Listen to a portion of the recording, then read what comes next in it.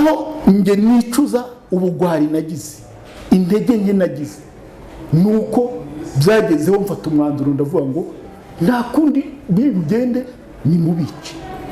Bivuze ngo ninjye wafata umwanzuro wa nyuma, ninjye wafashe umwanzuro wa nyuma, kuko byari no gushoboka ko duhangana nabo wenda bakatunesha, ariko izo ntege ntazo nagize.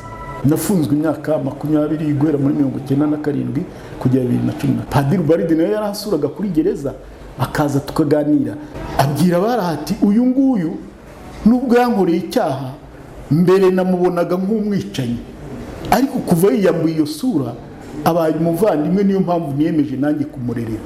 Afata umwanzuro rero wo gufata abana banjye arabarera, abishyurira amashuri.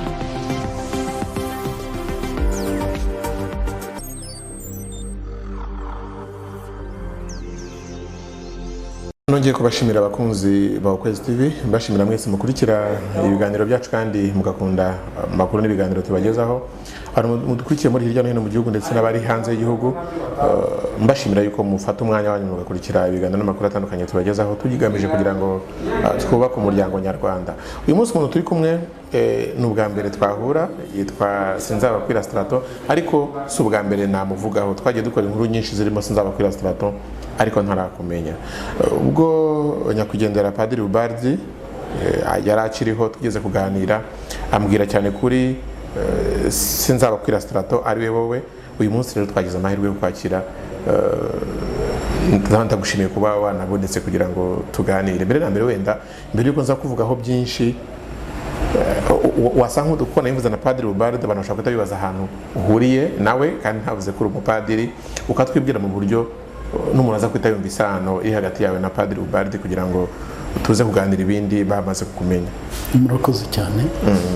Nitwa Sinzabakwira Straton, nkaba nkomoka mu murenge wa Karengera, akarere ka Nyamasheke. Ubwo umurenge wa Karengera ni cyahoze ari komine Karengera. Nyakwigendera Padiri Ubaridi Rugirangoga dufitanye amateka akomeye cyane cyane biturutse kuri gahunda yatangije yo kunga abanyarwanda nyuma ya jenoside yakorewe abatutsi muri 1994. Kubera yuko nari umuyobozi w'icyahoze ari komine Karengera, ubwo ni bamwe bitaga burugumesitiri. Yego. Ndi umwe rero mu bantu bagize uruhare muri jenoside yakorewe abatutsi muri iyo komine, bityo bituma bamwe mu muryango wa Padiri Ubaridi bari bahungiye ku biro by'iyo komine bahagwa, harimo by'umwihariko na mama we umubyara. Nyuma rero yuko maze kwisuzuma ndebye n'amateka igihugu cyacu cyagiye kinyuramo, kandi ngasanga ari ngombwa yuko twemera kureba ukuri mu maso, tukavugisha ukuri kandi tukabukoresha kugira ngo abanyarwanda bashobore gukira ibyago n'amakuba batewe na jenoside, ndetse bigabanye n'ingaruka cyane kubera yuko abayirokotse bari bafite ibikomere ku mutima, cya mbere byo kutamenya ukuri, icya kabiri by'uko ababakoreye icyaha batigeze bafata umwanya wo kwicuza. Nge rero nk'uwari umuyobozi w'icyahoze ari komine Karengera, ahagana muri 2005 ku itariki 25 z'ukwezi kwa gatanu, nafashe umwanzuro wo kwirega no kwemera icyaha, nkavugisha ukuri kugira ngo murikire n'abo nayoboraga by'umwihariko, ariko no kugira ngo cyane nkize ibikomere aho twakoreye icyaha bari bafite. Muri abo rero harimo na nyakubahwa nyakwigendera Padiri Ubaridi Rugirangoga. Nkaba naragize amahirwe yo guhurira nawe muri Gacaca igihe cy'ikusanyamakuru rya Gacaca ku itariki 23 z'ukwezi kwa gatandatu 2005, aho bita Nyamasheke. Nari nagiyeyo nk'umuntu wireze, nari umuyobozi kugira ngo mfashe abaturage bo muri ako gace kwirega no kwemera icyaha, mbagaragariza ibyiza n'inyungu tubifitemo nk'abanyarwanda n'agaciro bifite ku bumwe n'ubwiyunge bw'abanyarwanda. Ngira amahirwe rero kubera ko nyakwigendera Padiri Ubaridi nawe muri 1994 yabaga muri paruwasi ya Nyamasheke, aho hari habereye ikusanyamakuru, nawe yari yatumiwe. Nibwo rero nagize umwanya wo kumusaba imbabazi, arazimpa, ari nge ari we dufata amagambo twereka abari aho agaciro ko gusaba no imbabazi ku ruhande rwanjye no gutanga imbabazi ku ruhande rwe. Ni amateka rero akomeye cyane, kuko nyuma yaho yanaranzwe no kunkorera ibikorwa by'impuhwe, yiyemeza kubera yuko nari ndi mu buroko, nari mfunzwe, kandi umudamu wanjye yari amaze iminsi yitabye Imana, abwira abari ati uyu nguyu nubwo yankoreye icyaha mbere namubonaga nk'umwicanyi, ariko kuva yiyambuye iyo sura abaye umuvandimwe, niyo mpamvu niyemeje nanjye kumurerera. Afata umwanzuro rero wo gufata abana banjye arabarera, abishyurira amashuri.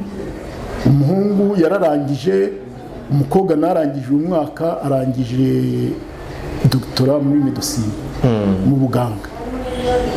ubu ngubu bari hehe? Ubu ngubu aba i Burundi, kubera ko ibi bibazo by'icyorezo cya corona ariyo byamusanze arangije kwiga. Hanyuma umusaza we aba ku isambu iwacu mu murenge wa Karengera.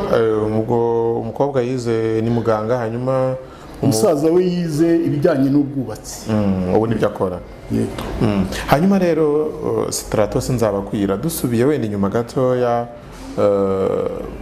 mbere yo kwirega mbere ya 2005, kumva yuko wakoze icyaha, ibimenyetso bihari, ibintu byakorwaga ku mugaragaro, gutera intambwe kumva ushobora kwatura ugasaba imbabazi, wabyakiriye gute cyangwa se byakujemo gute? Ngira amahirwe kubera yuko mbere ya 1994 nabaga mu ishyaka riharanira imibereho myiza y'abaturage bitaga PSD, Parti Social de Démocrate. Muri stati yacu no mu migendere yacu twari dufite intego zijyanye no gushakisha imibereho myiza y'Abanyarwanda. Ni ukuvuga ngo ryari ishyaka ritavuga rumwe n'ubutegetsi bwa Habyarimana, ibyo bita parti d'opposition. Naho rero nge navomye ishyaka n'ubutwari bwo kwemera kureba ukuri mu maso kw'ibyabaye muri jenoside, kuko n'ubundi navuga ngo muri nge uwo muco wo guharanira ineza y'abantu bose, ineza y'Abanyarwanda, niwo mu ishyaka ryacu bari baradutoje.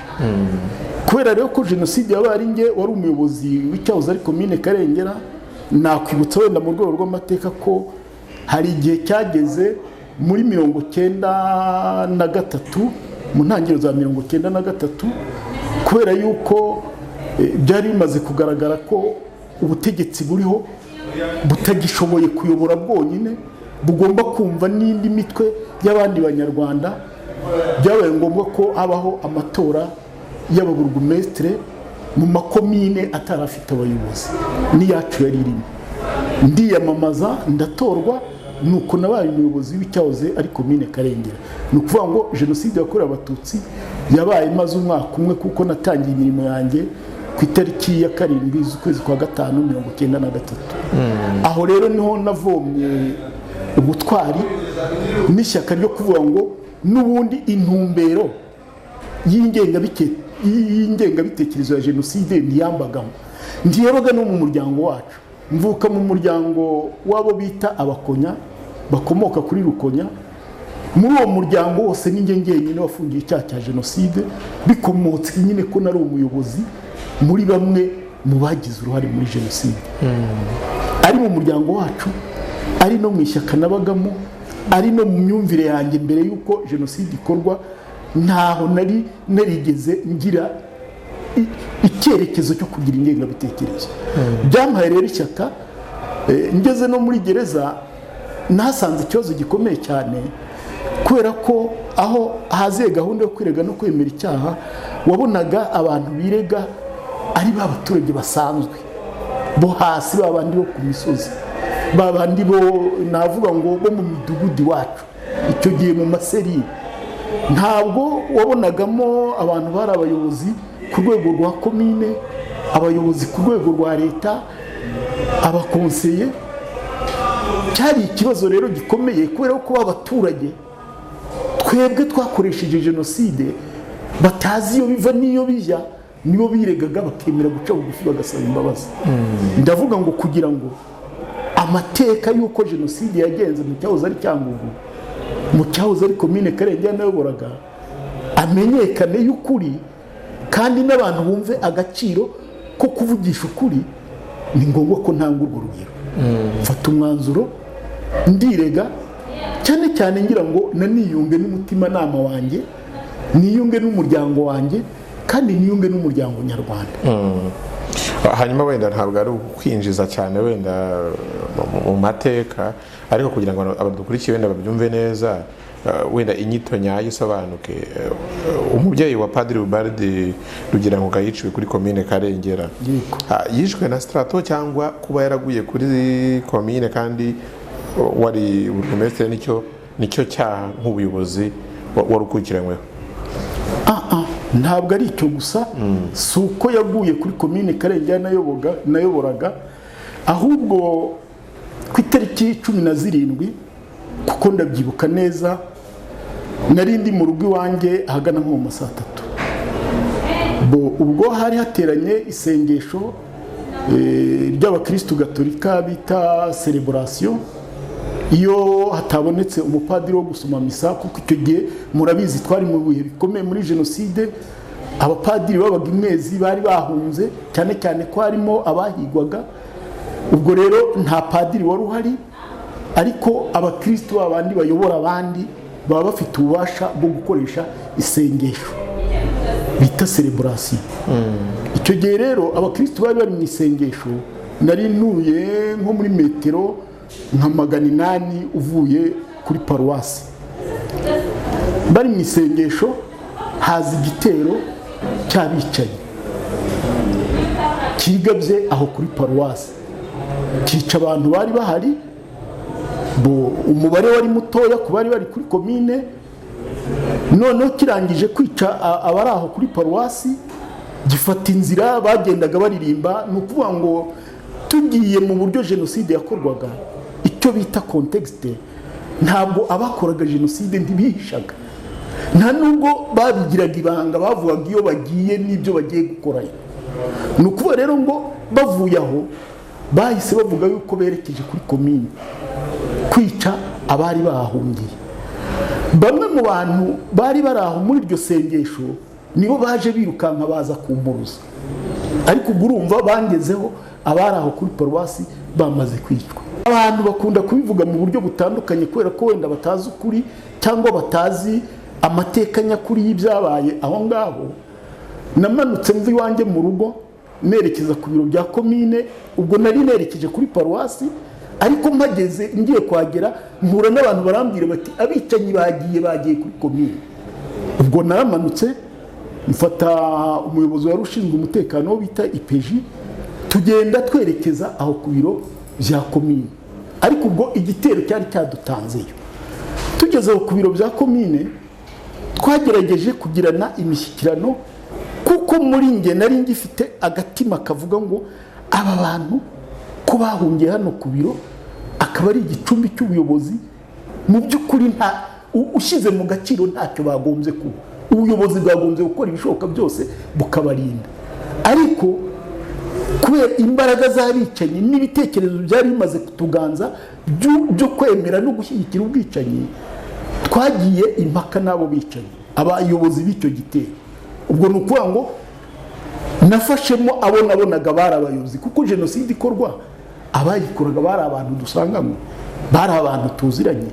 Fatamo abayobozi 3 mu bari bayoboye igitero, abo nabonaga bimena bari imbere, bari bamaze no kumenyekana, kuko muri jenoside ibibaye byose umunsi ku munsi byaramenyekana.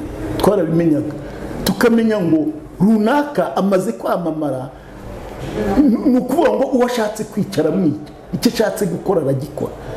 Ubwo rero bamwe muri abo bayobozi twarabafashe tubashyira ku ruhande, dutangira kujya impaka tubereka yuko bitari bikwiriye ko batera ku gicumbi cy'ubuyobozi, ariko bakomeza gusakabaka batera hejuru. Ubwo noneho na cya gitero kiratwegera,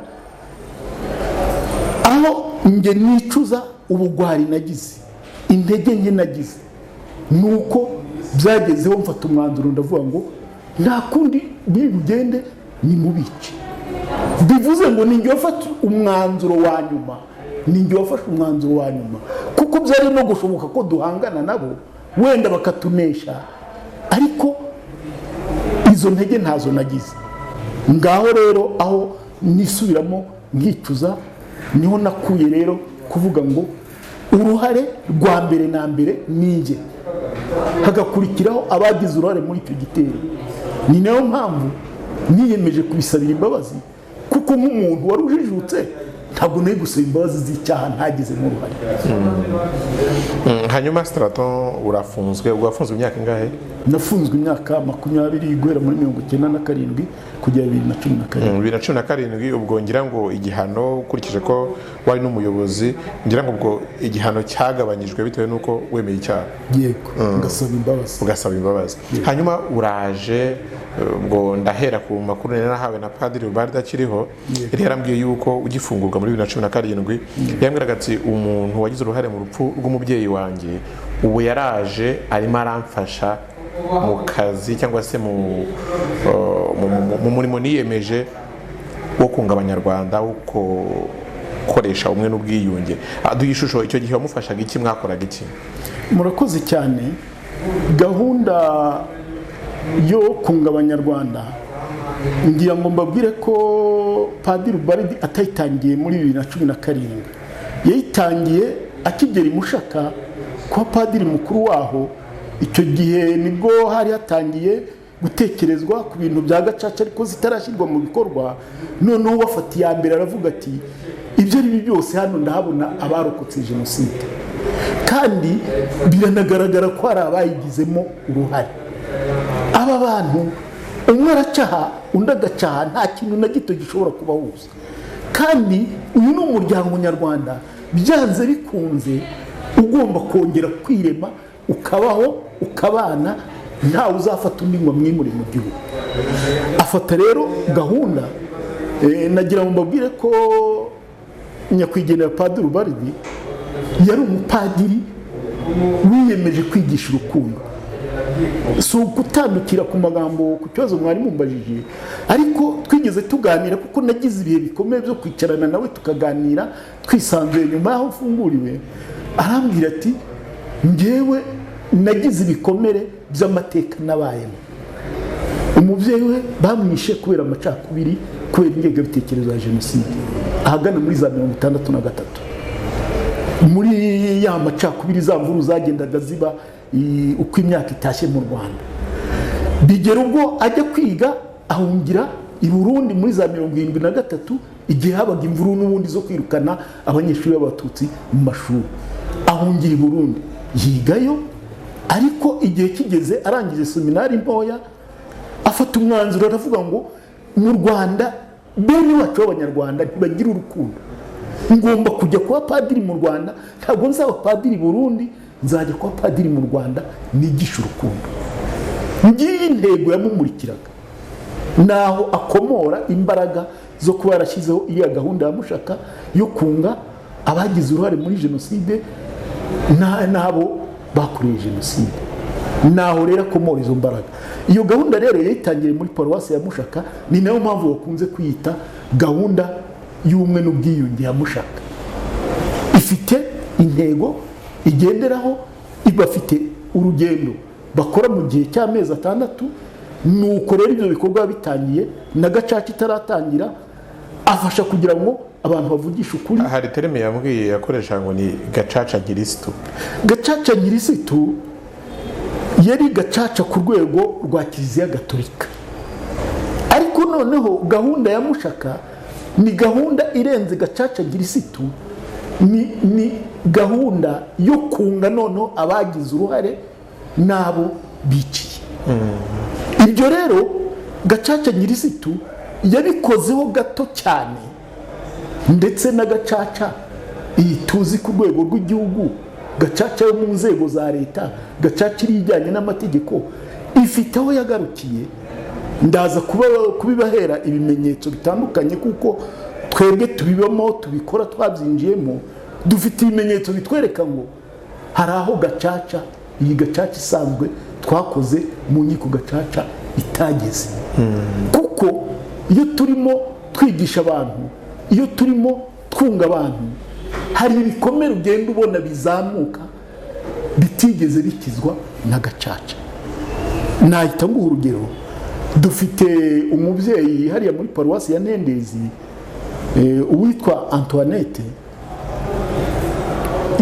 muri iyi gahunda ya Mushaka yahujwe n'uwamukoreye icyaha, bakora urugendo, bariga, barigishwa, bakorana urugendo, noneho igihe kiragera cyo kubwizanya ukuri, kwicara, kuko muri iyi gahunda tugira umwanya abarokotse jenoside bakicara hamwe bakaganirizwa, bakigishwa, abakoze jenoside bafunguwe bakicara hamwe bakigishwa, bakaganirizwa, bagahabwa inama, noneho hakabigera rero kigere cyo kubahuriza hamwe, bamara guhurira hamwe bakiga bari kumwe, noneho igihe kikagera bagahabwa n'uburenganzira bwo kwicarana ari bonyine bakisanzura nk'abavandimwe, noneho kuko ibyari ku mutima byamaze gufunguka, buri wese yamaze kubona ko undi ari mugenzi we, ari umuvandimwe we, noneho bakabwizanya ukuri.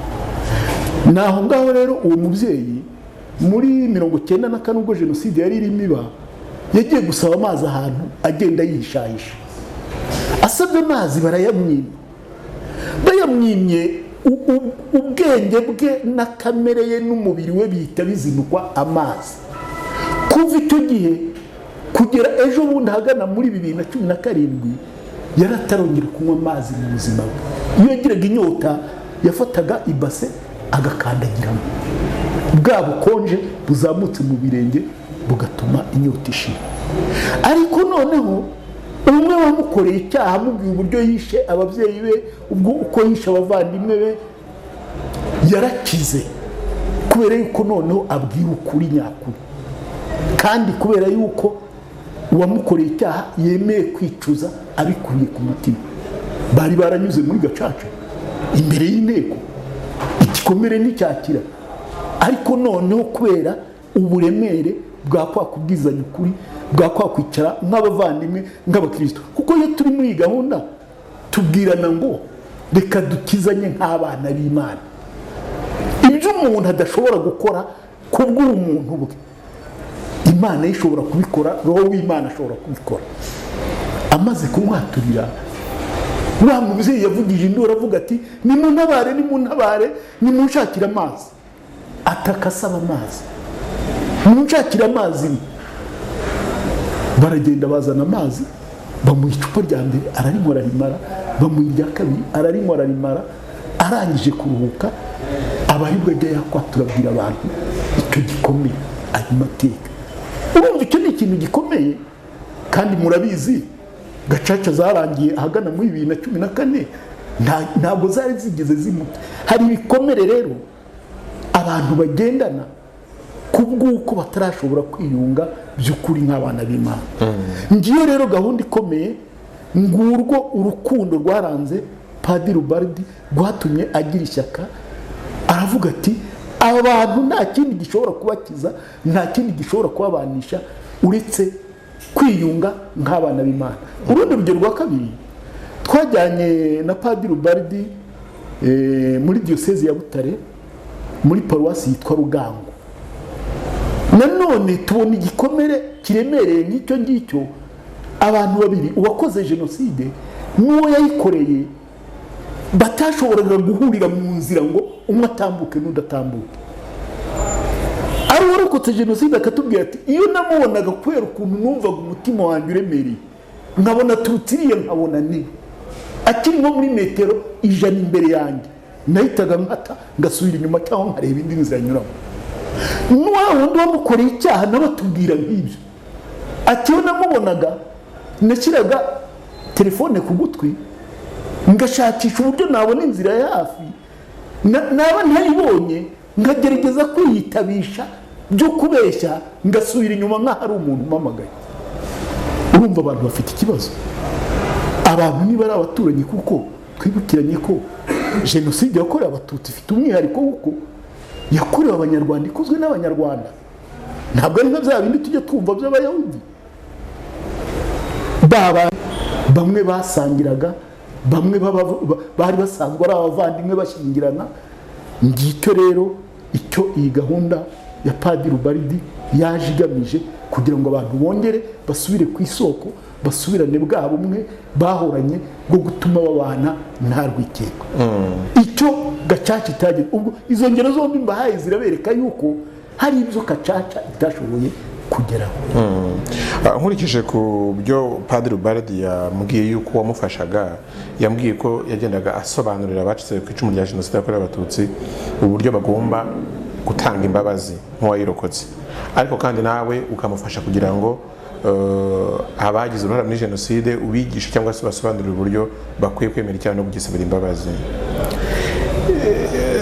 Nshaka kumenya ubwo nk'urwo rugendo mwari muri icyo gihe, ubu ntabwo Padiri Ubaridi agihari, byararangiye cyangwa se urwo ruhare rusigaye rwo kwigisha abantu hari uburyo wenda uteganya ko waza komeza mw'uwo muhamagaro wari watangiye gufasha Padiri Ubaridi bikaba byakomeza? Murakoze cyane.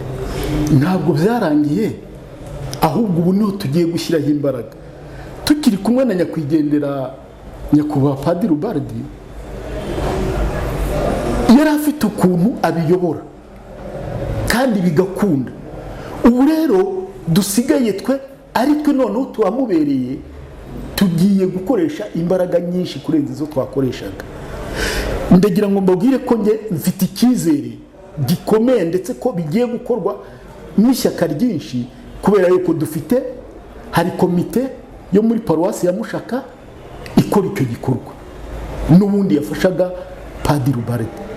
Hari abihaye Imana, abagabuzi b'amahoro ya Kristo Umwami, bafite urugo icyicaro hariya mu Irango mu karere ka Huye. Nimubona umwanya muzabasura mubaganirize, muvugane n'abayobozi babo, nabo dukorana icyo gikorwa. Ni ukuvuga ngo bo abagabuzi b'amahoro ya Kristo Umwami n'abihaye Imana, abafurera n'ababikira biyemeje cyane cyane gutsimbataza imbaraga zabo mu kurwanirira no guharanira amahoro. Nubabona bambaye umwenda w'icyatsi, icyatsi cyerekana icyizere, gutoha. Iyo ubonye ibyatsi ubona yuko ni semboro y'ubuzima, ni ikimenyetso cy'ubuzima. Bakindikije umweko w'umutuku, bivuga ngo mu rwego rwo guharanira amahoro, mu rwego rwo guharanira ko abantu babana neza, bibaye na ngombwa ko babipfira babipfira. Icyo nicyo gisobanuro yaduhaye. Abo rero ni abagabuzi b'amahoro ya Kristo Umwami babihaye Imana. Noneho abagabuzi b'amahoro barimo n'ikindi cyiciro, ari nacyo nanjye mbarizwamo, b'abarayiki. Ni ukuvuga ngo umurayiki ni umuntu utihaye Imana, udafite ziriya nshingano zo kubihaye Imana. Bari hirya no hino, abagabuzi bamaze kugira ibigo hirya no hino. Noneho by'umwihariko Padiri Ubaridi yari umuntu ureba kure cyane, niyo mpamvu yashinze kiriya kigo cyitwa Centre Ibanga ry'Amahoro. Kiriya kigo nacyo uriya murage yadusigiye kigiye kufata mu nshingano. Ni ukuvuga rero ngo iriya gahunda ntihagarariraho, nk'uko mwabivugaga. Iyo tugiye muri iriya gahunda, abirega bakemera icyaha, dufata umwanya wo kugira ngo twigishe bagenzi bacu. Twebwe abagize uruhare muri Jenoside twicujije, tuzi neza kurenza abakorewe Jenoside ibitekerezo, ibyiyumviro, icyo navuga l'esprit y'umuntu wagize uruhare muri Jenoside, tubizi kubarusha. Noneho umuntu warokotse Jenoside nawe azi neza ibyiyumviro no kumerera, nuko umuntu wakorewe Jenoside yumva amerewe. Niyo mpamvu rero ibyo bice byombi turabafite bakora muri iyo gahunda. Ari abarokotse Jenoside bamaze gutera iyo ntambwe bagakira ibikomere, ari abagize uruhare muri Jenoside bamaze gutera intambwe bagakira ibikomere. Ntabwo rero gahunda izahagarara ku bwanjye, ahubwo ndumva niyo turi mu biganiro nk'ibi ngibi, namwe muba muri kudufasha kugira ngo ubu butumwa bumenyekane, naho butaragera buhagere tuzashyiramo imbaraga nyinshi kugira ngo atazatugaya kuko ntekereza neza ko kumubera inyangamugayo, kumubera icyo nakwita mu gifaransa baravuga ngo la fidelite, umuntu kubera umuntu indahemuka, kumubera indahemuka ni ugukomeza icyo gikorwa ndetse kigakora kigasaga n'u Rwanda kikajya no mu zindi mpande. Ndagira ngo nkubwire turi muri kuva hariya mu Irango twamaranye icyumweru muri evangelization, twafataga umwanya wo kuganira tukisanzura, twabaga turi kumwe umunsi ku munsi, twarasangiraga ku meza, twabonaga ibihe bihagije byo kuganira.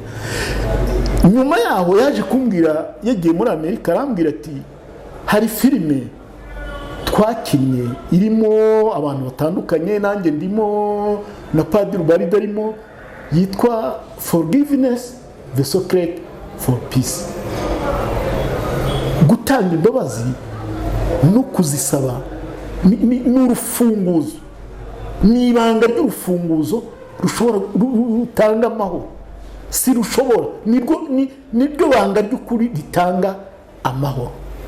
Noneho ari muri Amerika yari yagiye mu gikorwa cyo kumurika iyo filime, bagenda bayerekana ahantu hatandukanye. Noneho aza kumpamagara arambwira ati bya bintu twabikoraga tuzi yuko bidakomeye, none birakomeye, ibimenyetso natangiye kubibona. Hari umuntu uharaniye uburenganzira bw'ikiremwamuntu wari waje mu imurikwa ry'iyo filime, aho bari bagiye kwerekana, bamaze kwireba bamuhaye ijambo aravuga ati mbonye icyo tugiye gukoresha kugira ngo twunge abanyayisiraheli n'abanyepalesitine. Ntekereza ko nk'umunyamakuru amateka yabo murayazi, ukuntu bahora mu makimbirane. Uru rugendo rero rwa Mushaka niko turwita, rwo kunga abanyarwanda, rushobora no kurenga imbibi rukunga n'abanyamahanga. Straton afunzwe imyaka 20. Hari abantu bajya batubwira bati iyo umuntu agiye muri gereza igihe kirekire avamo yarabaye abo twita abarakare cyangwa se umusirike, akaza atajya acya ku gahanga. Ariko noneho uraje cyangwa wenda na mbere yaho yo gufungurwa abana barakugemuriraga baragusuraga bakakubwira bati papa wo hanze, uri papa uri muri gereza, dufite papa wo hanze ariwe Padiri Ubaride uturihira ishuri akaduha ibikoresho. Ngira ngo tugeze kuganira mbwira ukuntu umukobwa yarangije secondaire akambwira ko ashaka kujya kwiga medicine hanze, akabimwemerera akamwishyurira ishuri akamwisanzuraho. Uri muri gereza cyangwa nyuma yaho, icyo gikorwa cyo kuba umuntu wemeye icyaha cy'uko wagize uruhare mu mwicwa ry'umubyeyi we ari kurihira ishuri abana bawe yuko yahakubereye aho utari, wumvaga waba uri muri gereza cyangwa na nyuma yaho uje ukababona ugasanga bari hanze bateye imbere, ibyiyumviro cyangwa se feelings, sentiment byagushyiragamo ni izihe? Murakoze. Icya mbere ni uko ibyo ni gufata uwo mwanzuro. Yaransuraga nawe ubwe, Padiri Ubaride nawe yaransuraga kuri gereza akaza tukaganira. Ntabwo rero ari umwanzuro yafashe ngo atampa amakuru. Akimara kuwufata yaraje turabiganira, ambwira uko yiyemeje gufata abana mu mwanya wanjye. Akikubwira wahise ubyumva bimeze gute? Turi Nyamasheke yarabivuze, abivuga mu magambo. Mu by'ukuri ni umupadiri guvuka iwacu. Ni ukuvuga ngo icyitwa icyahoze ari Seyiteri Karambo na Seyiteri ya Rwabidege avukamo ziraturanye, turabaturanyi. Ni ukuvuga ngo ni umuntu nari nsanzwe nzi. Ndibuka ko no muri 1993 kuko yakundaga kujya mu butumwa hanze, yigeze aza kuza kunsaba ibyangombwa. Uzi ko ibintu bijyanye no kubona ibyangombwa kugira ngo ubone inzandiko z'inzira, icyo gihe byasabaga ku rwego rwa komine. Ni ukuvuga rero ngo ni umuntu nari nsanzwe nzi na mbere ya jenoside, nari muzi ukuri na mbere ya jenoside. Yari yaratangiye biriya bikorwa, yari yarabonye iriya mpano yo gusengera abarwayi, gufasha abakristu kwegera Yezu Kristo mu isengesho bagakira. Nari nsanzwe rero muzi. Icya mbere ni uko nari nzi ko ni umunyakuri, umuntu urangwa n'ukuri kandi umuntu nyine wa mupadiri ukora inshingano ze nk'intumwa y'Imana koko. Turi mu muhango wo kumuherekeza ejo, nibyo nanditse kwa kundi twandika comment cyangwa se kije ku mutima w'umuntu, nge naravuze ngo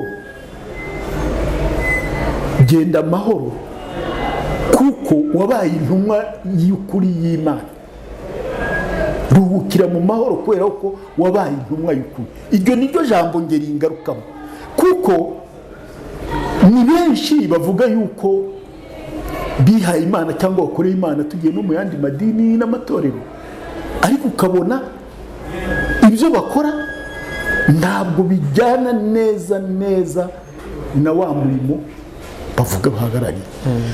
Padiri Ubaridi rero, nyakwigendera Padiri Ubaridi yari umuntu wiyeguriye Imana, anayiyeguriye koko. Yari wa muntu uzi kubahiriza no kubaha inshingano ze koko.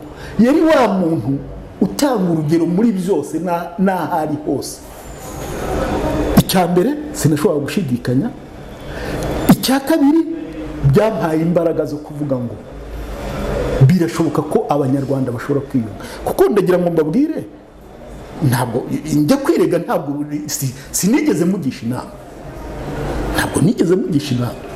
njyewe narireze bitambuka kuri radiyo Rwanda, radiyo y'igihugu, ku itariki 25 ku mugoroba abantu barabimenya. Ni ukuvuga rero ngo njyewe nafashe icyemezo cyanjye ku giti cyanjye, akwira wumva ngomba kwicuza ngasaba imbabazi kandi nkavugisha ukuri, ariko ntabwo nari nzi bizakurikiraho, ntabwo nari nzi imbuto bizabyara. Reka mbabwire imbuto ya mbere byabyaye ngiri muri gereza. Maze kwirega no kwemera icyaha, twari dufite abantu birega bakemera icyaha 405 muri gereza. Nyuma y'icyumweru kimwe babaye 1600. Bivuga ngo hiyongera abasaga 1600 mu cyumweru kimwe, kubera ko batinyutse bavuze bati ubwo tubonye umuntu wari umuyobozi, ibi bintu bigomba kuba ari iby'agaciro. Kuko abayobozi mu nzego za leta barazaga bagakora mobilisation, bakaduha ibiganiro, ariko abantu ntibashobore kubyakira. N'uyu munsi muri gereza haracyari abantu bagize uruhare muri jenoside, bamwe na bamwe batarashobora kubyakira ngo biyakire, bemere no gufungura umutima wabo, bace bugufi basaba imbabazi. Ariko reka mbabwire indi mbuto ikomeye, nyuma yaho dukoreye ibiganiro tunakomeza gahunda nk'izi, kuko ndagira ngo mbabwire ko ntabwo nyakubahwa Padiri Ubaridi yakoreraga hanze muri sosiyete yo hanze gusa, no muri gereza yazagayo. Ni ukuvuga rero ngo hari n'abamaze kuburana, ariho nge numva afite icyizere gikomeye ko abanyarwanda bashobora kubana nta buryarya. Hari abamaze kuburana bakatiwe na gacaca, afite igihano cye ari kugikora, akatiye imyaka 25 cyangwa se 30 cyangwa se burundu, ariko kubera yigishijwe, kubera yabonye amaze kumva agaciro ko gusaba imbabazi, akavuga ati nanjye nemeye kuvugisha ukuri. Wa muntu banshinje muri gacaca nkamuhakana, burya ningewe nagizemo uruhare. Ibyo nabyo turabifite muri gereza uyu munsi. Ibyo rero ni umusaruro w'iriya gahunda, kuko nk'abagize itsinda rya Mushaka, kubera nabaga muri gereza ya Rusizi, ntabwo bashobora kumara amezi 3 batadusura. Ni ukuvuga rero ngo ubu butumwa buraza gukomeza, nubwo umubyeyi wacu atabarutse, ariko adusigiye impamba ikomeye idashobora gutuma ducika intege. Muri make rero ngo nsubize ikibazo mwari mumbajije, nabyakiranye igishyika, ni ibintu byumvikana, ariko nari mfite ibintu bibiri muri nje. Icya mbere, Padiri Ubaridi nari muzi nk'umukozi, nk'intumwa y'Imana, nk'umupadiri w'ukuri. Ikindi byampaye ishyaka ryo kuvuga ngo biragaragara yuko muri sosiyete cya gikorwa cyanjye hari abantu bagiha agaciro. Ntabwo ari kimwe nuko wakora ikintu cyangwa wavuga ibintu ukabona abantu babaye sensible ntacyo bibabwiye. Ariko noneho iyo babihaye agaciro, iyo bibihaye ireme, bituma nawe ugira ishyaka kandi ukumva kutakureba ubusa. Ndagira ngo mbabwire ngo ni ubwitange bukomeye, kubera yuko ntabwo imijugujugu ntibuze, ndetse na nyakwigendera Ubaridi nawe iyo mijugujugu hari aho yamugeragaho, ariko nanjye yangeragaho cyane cyane noneho ngiye nk'umuntu wari uri muri gereza burya kubera uko abantu baba banyeregeranye, biroroshye cyane yuko abantu bakugira igicibwa. Biroroshye cyane ko mu gihe abantu batarasobanukirwa baguheza bakaguha akato kubera impamvu runaka, ariko kubwo guharanira ukuri no kugira ishyaka no kumva agaciro n'ireme igikorwa nk'icyo gifite, ntabwo nacikaga intege. Ntabwo rero naba ntaracitse intege muri gereza ngo nzicike ndi muri sosiyete, ndi hanze mu buzima busanzwe. Hanyuma Strato, urasubiye mu buzima busanzwe, abana barize, bajya badukangurira cyane cyane nka CNLG n'ibindi bigo bifite mu nshingano gukumira yuko jenoside yazongera kuba ukundi, bakatubwira bati ni byiza ko ababyeyi begera abana, ko babaganiriza. Waba warigeze ugira nk'umwanya wowe n'ababana muganira ku mubyeyi mwafatanyije kubarera ariwe Ubaridi? Cyane rwose. Ni ukuvuga ngo iyo umwana yazaga kunsura, icya mbere ku ikubitiro nababwiye ngo gufata umwanzuro wo kwirega no gusaba imbabazi ni ibintu bigusaba icya mbere kwiyunga nawe ubwawe. Utarageraho wiyunga n'umutimanama wawe ngo ufate umwanzuro, ntushobora kwemera kwirega.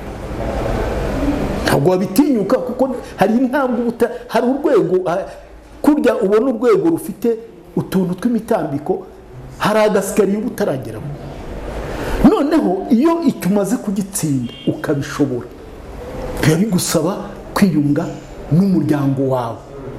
Nababwiye ngo mu muryango w'iwacu ni njye nyine ufungiye icyaha cya jenoside, wafungiye icyaha cya jenoside kubera ko ubu narangije ibihano ndi muri sosiyete. Nagomba kwiyunga n'abana banjye, nagombaga no kwiyunga n'umuryango wanjye. Byasabaga iki rero? Igihe ngize amahirwe nkagira uza kumusura, nari mfite inshingano yo kumwisobanuraho, kumubwira ngo dore impamvu nafashe uyu mwanzuro, ku mpamvu izi n'izi, inyungu bifite n'iyi n'iyi, ari kuri sosiyete nyarwanda, ari kuri njye ku giti cyanjye, no kuri wowe tuvugana, wowe nk'umwana wanjye. Biroroshye cyane kuko ni amahirwe burya iyo abana bageze mu ishuri bumva n'ibintu kurenza twebwe twakuriye mu muryango, muri sosiyete irimo amacakubiri. Ni byiza rero noneho ko nta abana banjye jenoside yabaye bakiri bato, nta mwanya wo kumva ibitekerezo by'ingengabitekerezo cyangwa by'amacakubiri bari baragira. Icyo ni ikintu gikomeye. Noneho rero twarabiganiraga, n'ubu turabiganira.